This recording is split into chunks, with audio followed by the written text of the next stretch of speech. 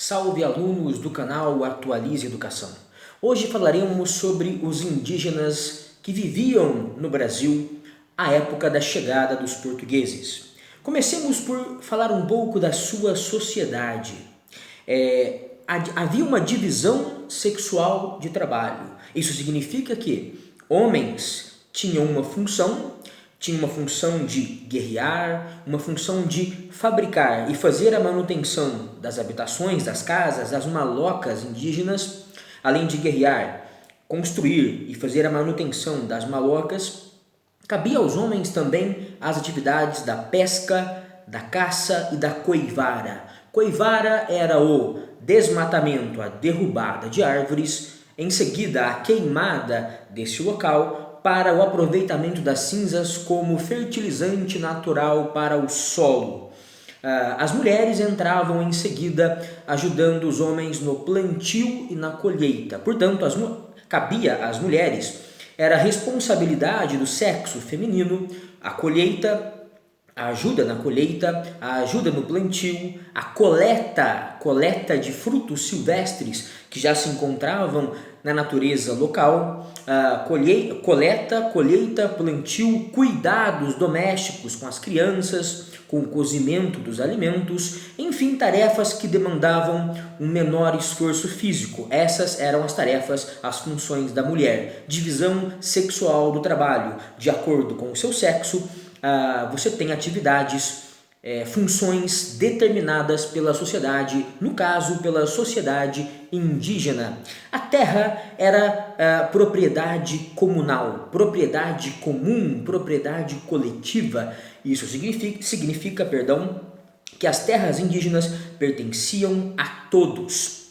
Bem, havia então um regime coletivista, um regime de cooperação entre os índios. Vale lembrar aqui que cada jovem casal indígena geralmente recebia uma roça, um pedaço de terra para ser cultivado, mas, via de regra, não havia desigualdade na repartição dos alimentos. Afinal de contas, se a colheita de um determinado casal, se a caça, pesca ou coleta de um determinado casal fosse inferior a ponto de provocar a fome desses indivíduos, dessa família, a tribo se juntaria para dividir o resultado do extrativismo, ou seja, da caça, da pesca, da coleta e também o resultado da produção agrícola por meio da coivara.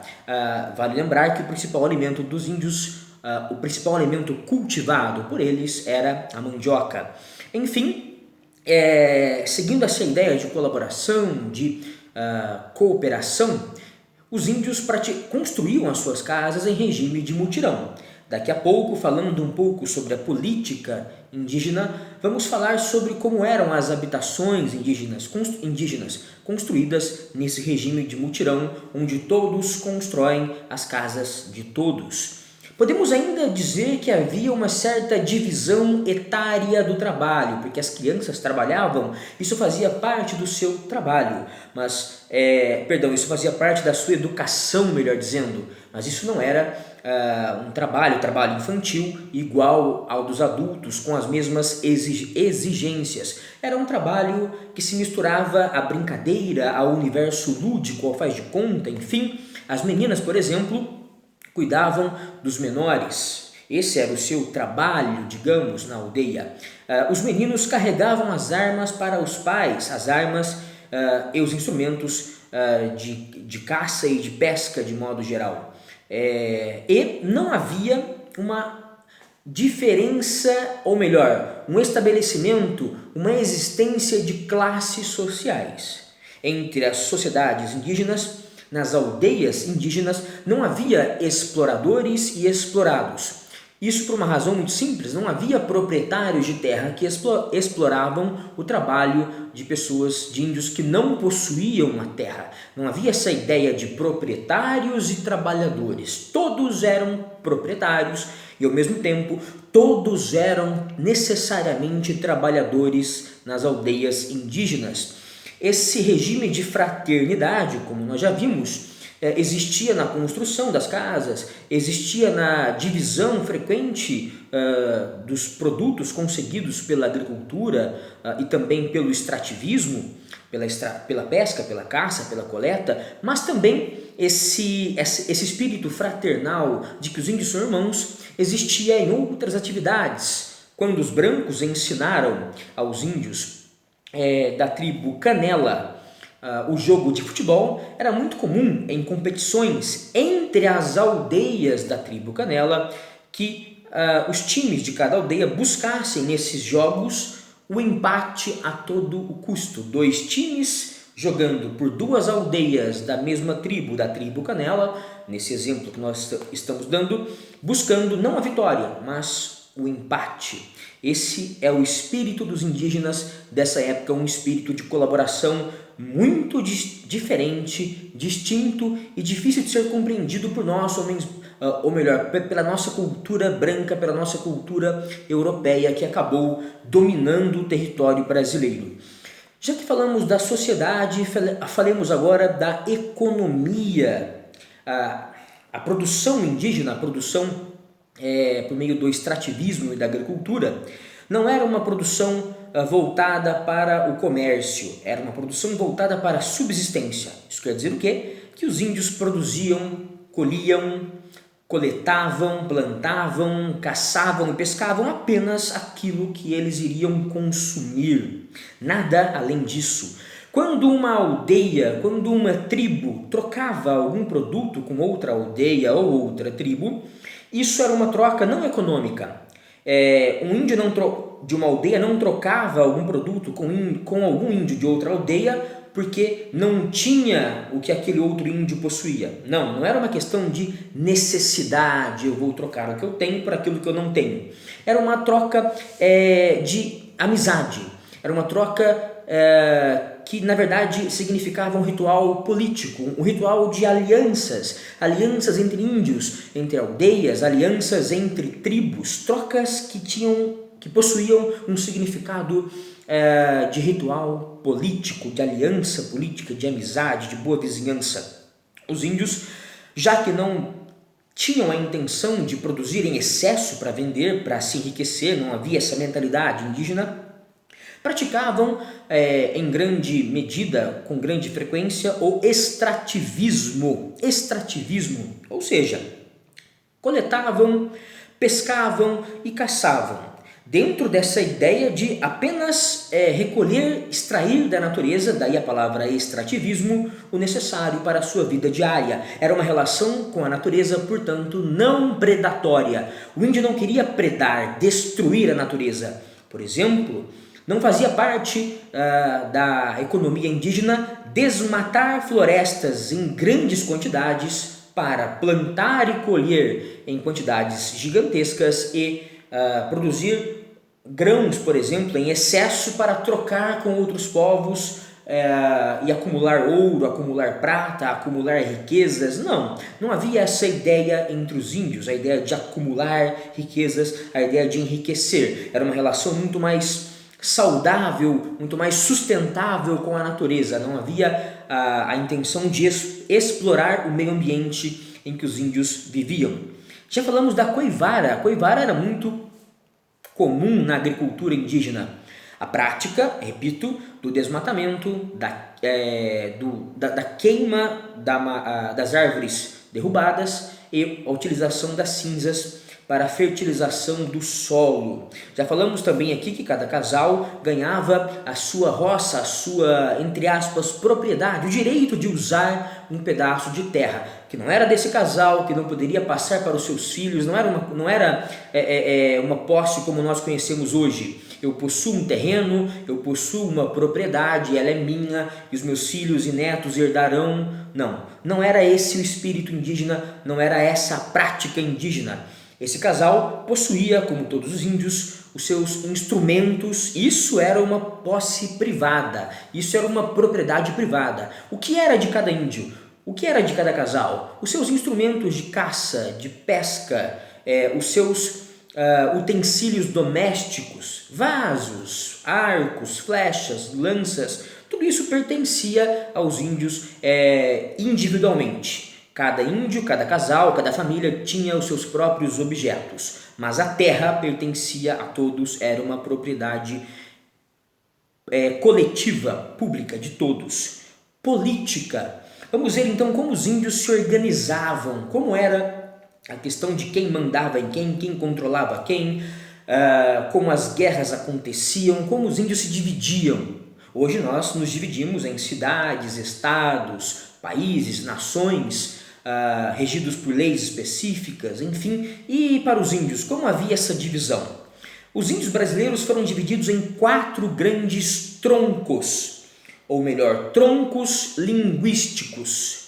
Isso quer dizer que havia no Brasil 4 grandes grupos de índios que falavam a mesma língua e, além de falar a mesma língua, habitavam a mesma região. Portanto, definição de tronco linguístico: grupo de índios que fala a mesma língua e que habita a mesma região. O grupo de índio mais famoso, o tronco linguístico mais famoso dos índios brasileiros é o tronco dos tupis, ou tupis-guaranis. Esses índios habitavam o litoral, portanto foram os primeiros a entrar em contato com os portugueses que aqui chegaram em abril de 1500.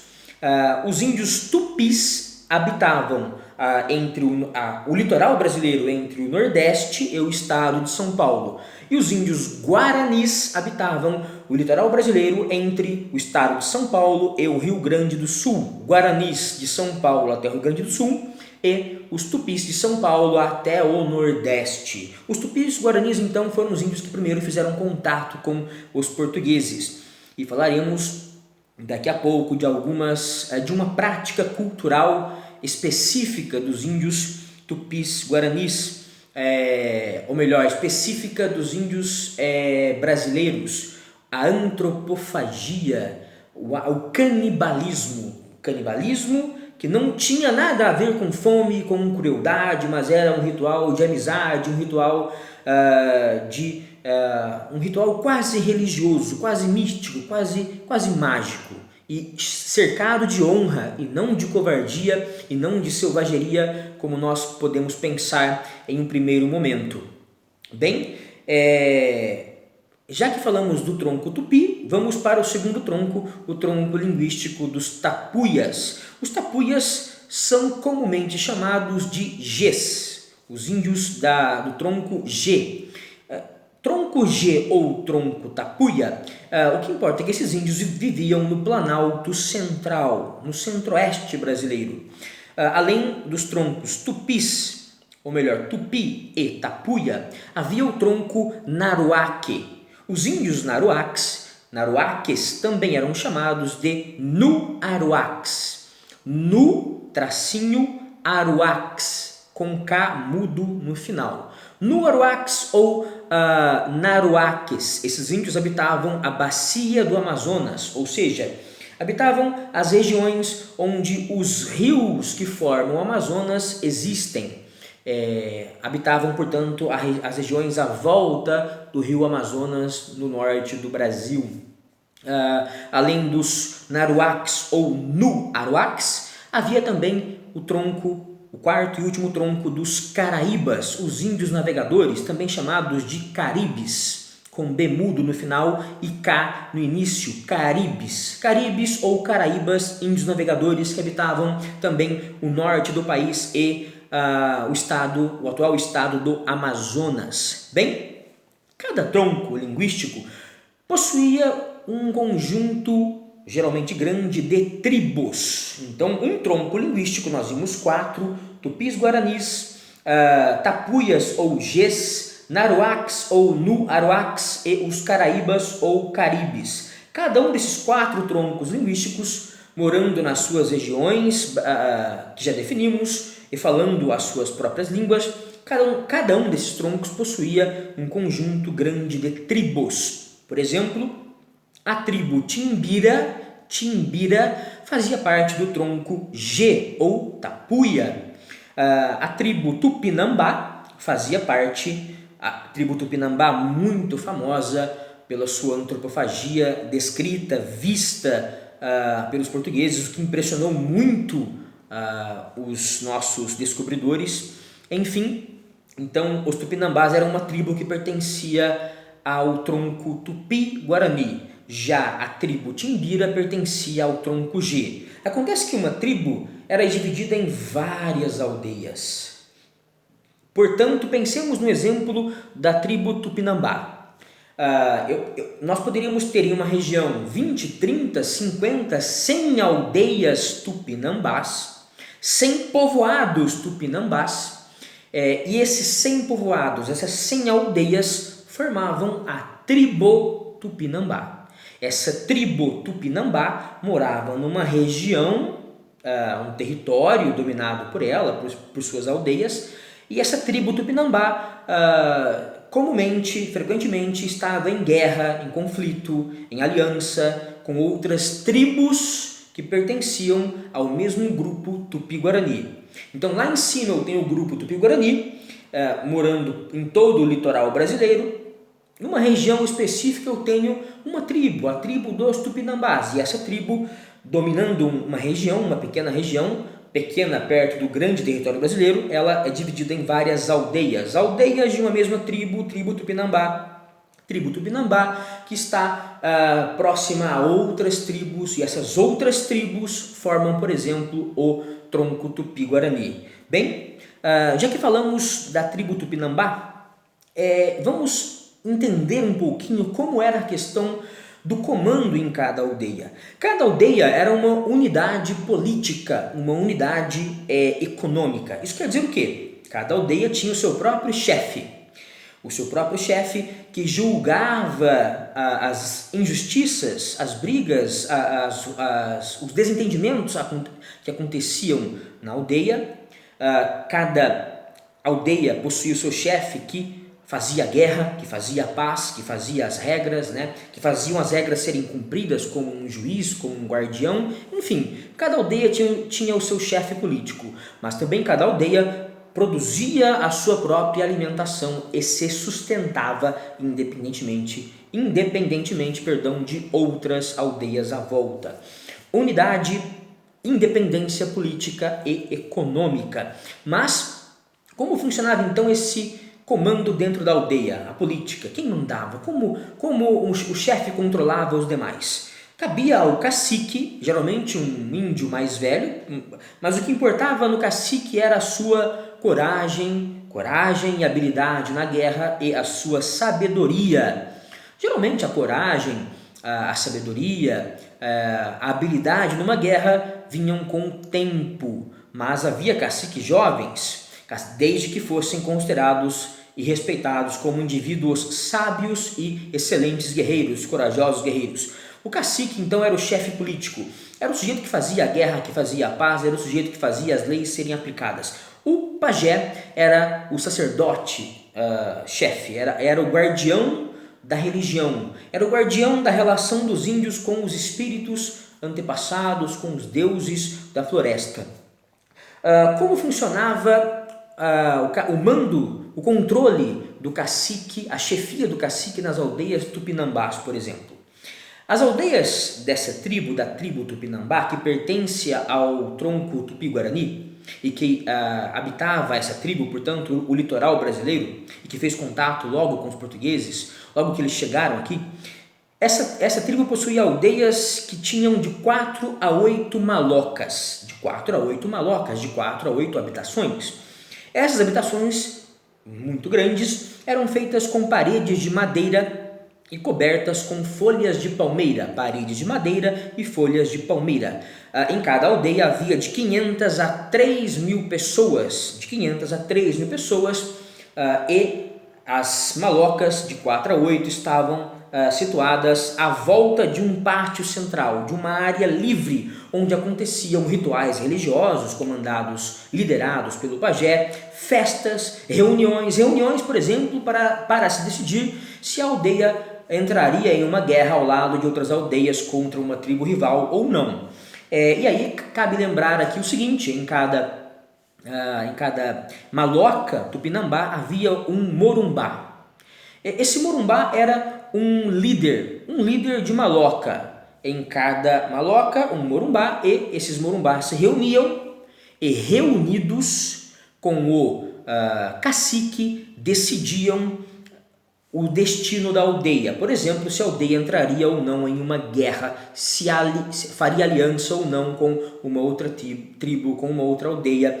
Enfim, não era uma decisão que cabia só ao cacique. O cacique era o líder da reunião, mas ele não mandava e desmandava como queria. Ele não era o rei da aldeia. Nesse exemplo, o cacique ouvia os líderes das malocas. A decisão então não estava só nas mãos dele, ele liderava essa reunião, ele tinha grandes responsabilidades, todos confiavam nele, mas ele não mandava como bem entendia, não era essa a posição do cacique. Não podemos compará-lo ao rei das monarquias da França, da Inglaterra, da Espanha, de Portugal, né? Por fim, chegamos à cultura.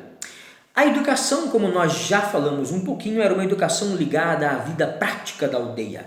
Ou seja, as crianças aprendiam a guerra, a caça, a pesca, aprendiam a colheita, a coleta, o plantio, aprendiam a solidariedade, a ajuda ao próximo, aprendiam a enxergar o outro índio como seu irmão.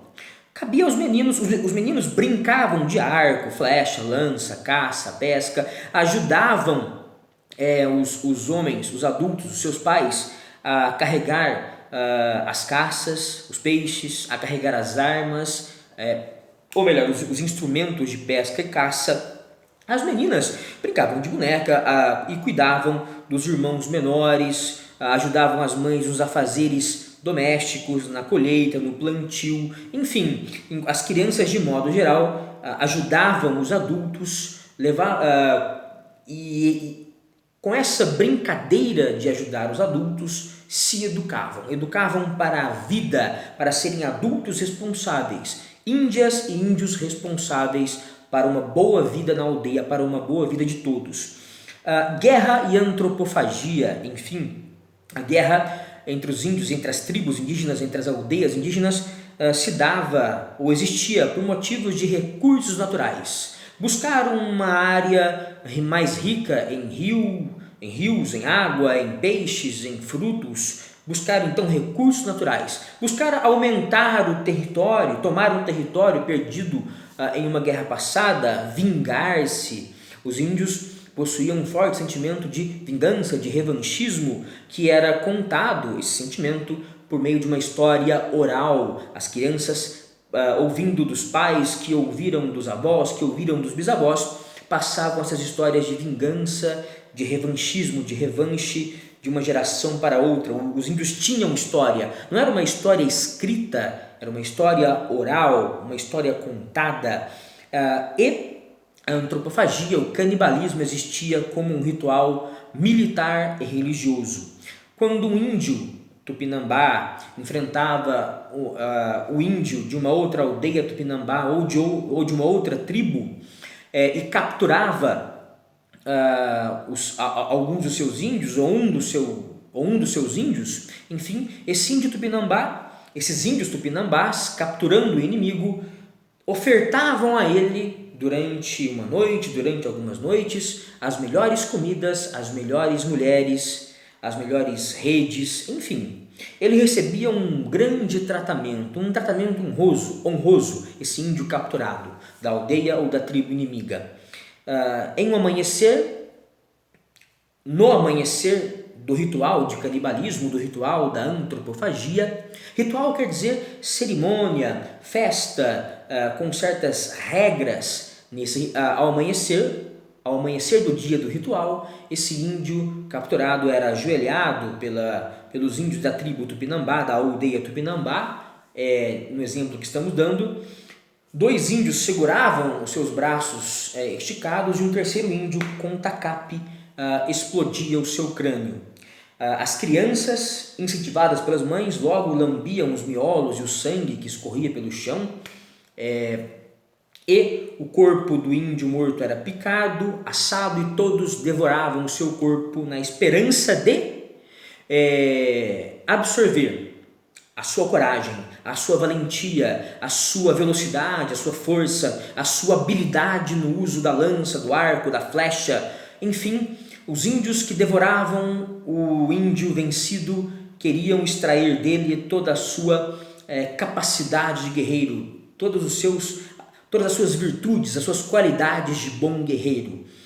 Aquele índio que iria ser devorado sentia-se feliz porque ele estava sendo valorizado. Ele foi escolhido para ser devorado porque ele é respeitado, admirado, temido pelos índios rivais que o comerão. Enfim, era um ritual justo para os dois lados, honroso para os dois lados, e tinha essa coisa religiosa.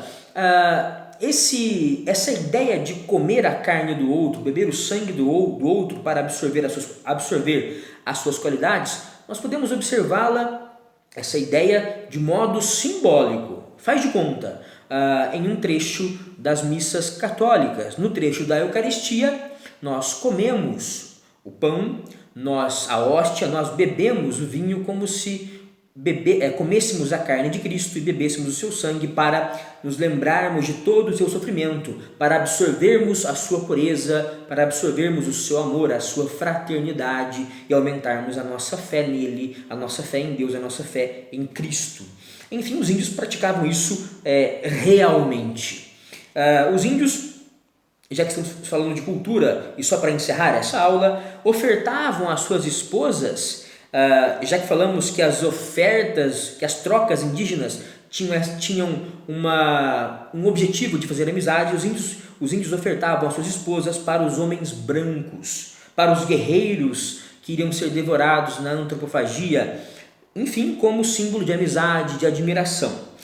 E o homem branco, quando chegou aqui, foi visto como um deus. Afinal de contas, os índios achavam que os portugueses estavam grudados em seus cavalos, formando criaturas estranhas, amedrontadoras, assustadoras, criaturas que controlavam, eram donas dos trovões e raios. Os índios interpretavam os canhões e os fuzis, os arcabuzes, os fuzis antigos dos portugueses, como canhões e raios, como partes dos próprios corpos dos portugueses que despejavam trovões e raios contra o mundo dos índios. Enfim, falamos um pouco sobre cultura, economia, sociedade e política entre os índios brasileiros. Até o próximo vídeo, fiquem com Deus.